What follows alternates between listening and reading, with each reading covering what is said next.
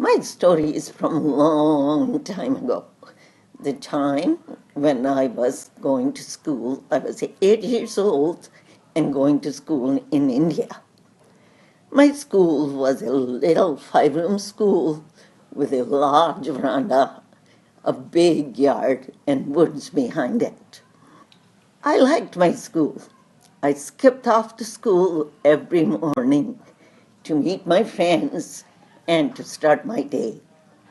I loved reading, and I was good at science, math, but I dreaded home economics, which involved cooking, sewing, and knitting.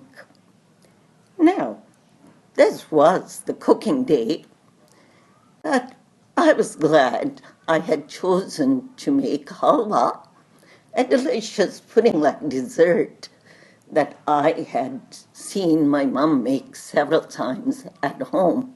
With her help, I packed the flour, sugar, and butter, and off I went to school.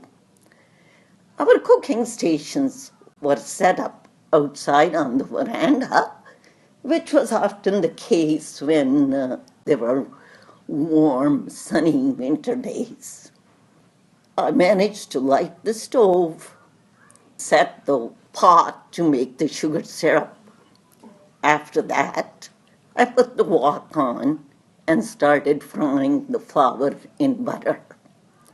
Soon the delicious aroma of browning flour filled the veranda. My teacher came over and offered to stir while I added the sugar syrup. I slowly added a splash of it. A big cloud of steam rose from the wok.